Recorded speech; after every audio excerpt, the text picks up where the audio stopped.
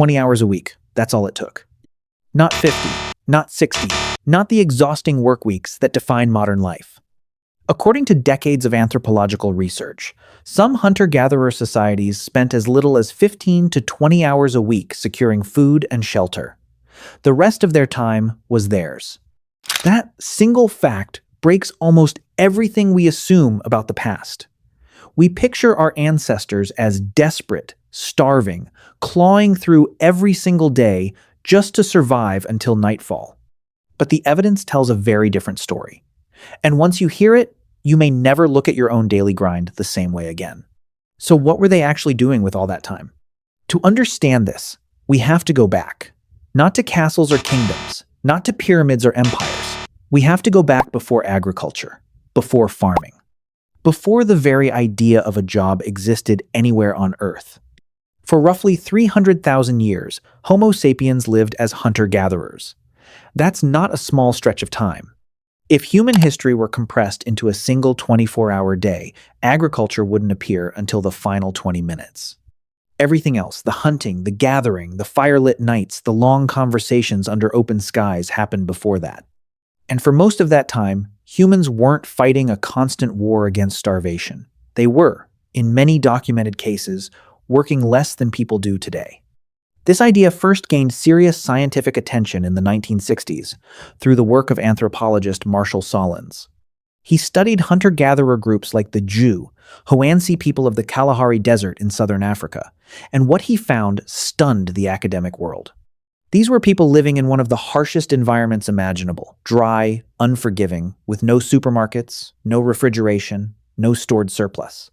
And yet, they spent only a small fraction of their week obtaining food. Solins gave this idea a name that still echoes through anthropology today: the original affluent society. Not affluent in the way we think of wealth. No mansions, no gold, no possessions stacked to the ceiling. Affluent in a different sense, entirely the freedom that comes from having few needs and easy ways to meet them. Think about that for a moment. We tend to measure a good life by how much we own.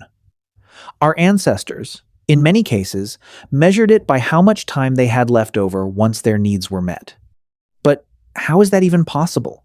How could people with no technology, no machines, no modern medicine live with more free time than someone today with a smartphone, a car, and a refrigerator full of food? The answer lies in something surprisingly simple. Their needs were small, and their environment gave generously. In many hunter-gatherer societies, food wasn't scarce. It was simply spread across the landscape, waiting to be found.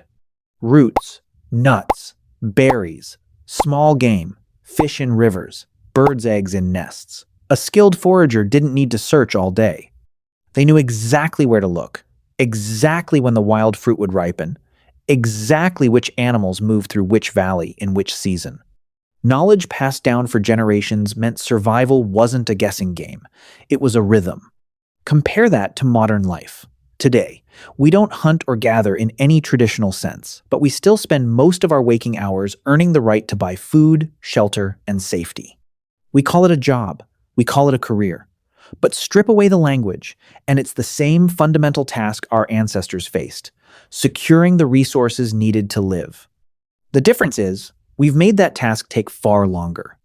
Now, before this starts to sound like a fantasy of paradise lost, it's important to be honest about the full picture. Life for early humans was not without hardship. Infant mortality was high. Diseases had no cure. A broken leg could be a death sentence. Winters could be brutal, and not every season offered abundance. Anthropologists still debate exactly how universal this leisure-rich lifestyle really was. Some hunter-gatherer groups faced far greater scarcity than others, depending on climate, geography, and the resources available to them. But even accounting for that uncertainty, one thing keeps showing up across multiple independent studies. The hours spent specifically on acquiring food and material needs were often shockingly low compared to the modern workweek. So if they weren't working 8, 9, 10 hours a day, what were they doing with the rest of their time? This is where the story becomes genuinely fascinating. They rested, they played, they told stories. Anthropologist Polly Weissner spent years studying the Jew, Hoansi, and found something remarkable about their evenings. During the day, conversations were often practical: who found what, where the animals were moving, disputes that needed resolving. But at night, around the fire, everything changed. The tone shifted towards storytelling: myths, legends, tales about distant relatives, ancestors, spirits, and the natural world. These weren't idle conversations. Researchers believe this nightly storytelling served a critical function. It built social bonds, passed down cultural knowledge, and even shaped cognitive development in ways daytime conversation never could.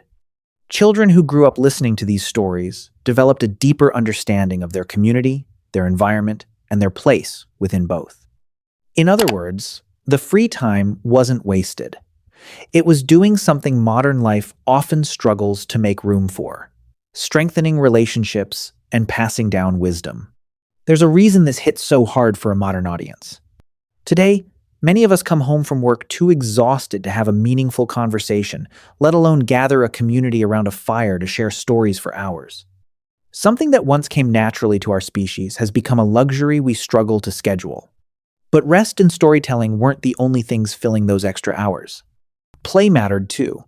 Anthropological studies of hunter-gatherer children reveal something surprising: extensive time spent in unstructured, imaginative play, often mimicking adult activities like hunting, building, and cooperating. Researchers like Peter Gray have argued that this kind of play wasn't just entertainment. It was how skills, problem-solving, and social cooperation were learned without formal schools, without structured lessons, without grades or deadlines. Adults, too, had time for craft, for art, for simply doing nothing in particular.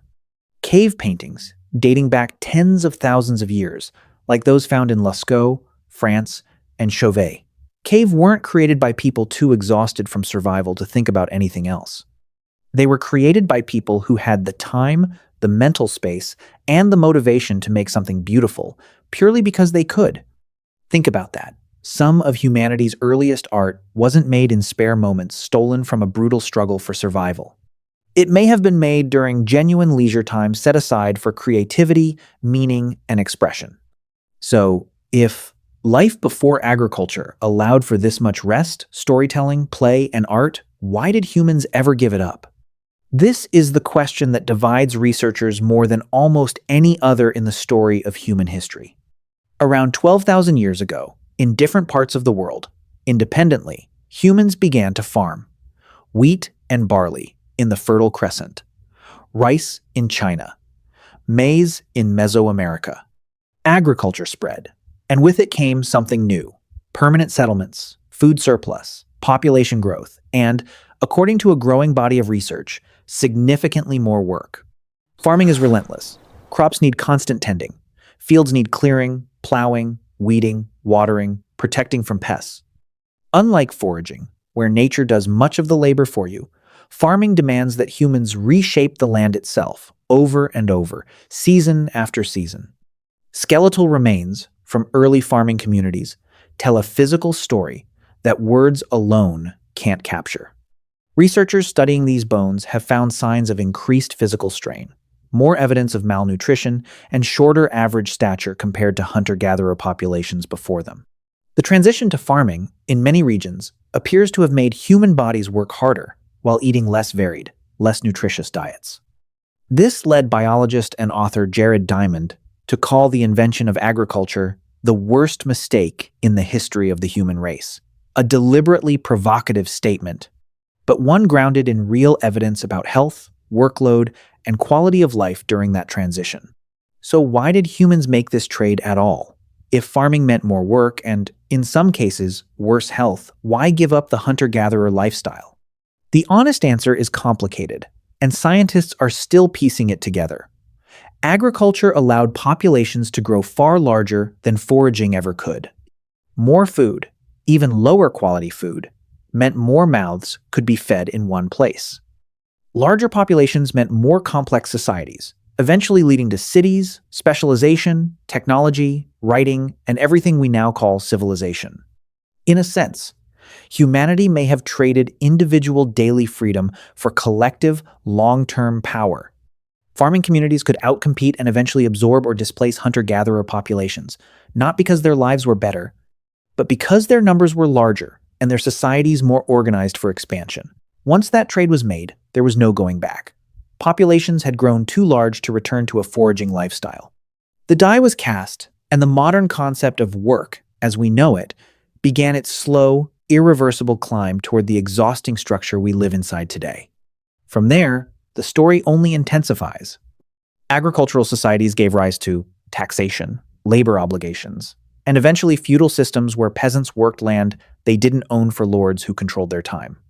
Then came the Industrial Revolution, compressing human labor into rigid factory schedules, clocks, shifts, and quotas. The 8-hour workday, something many of us take as a fixed law of nature, is barely over a century old, first widely adopted in the early 1900s after decades of labor movements fighting for it. In other words, the modern workweek isn't some ancient, unchangeable feature of human life. It's a relatively recent invention, built on thousands of years of increasing demands on human time and energy since the shift away from foraging. And that brings us back to the real question at the heart of this story. Not just what ancient humans did with their time, but what that says about us right now. If our species spent the vast majority of its existence working less, resting more, and investing heavily in relationships, stories, and community, then the modern feeling of being perpetually busy, perpetually behind, perpetually exhausted, isn't simply how humans are. It's how a relatively recent chapter of human history has shaped us.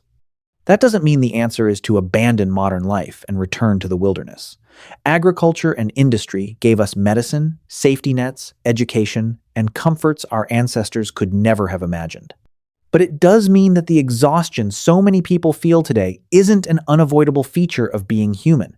It's a product of choices, systems, and history can always continue to change.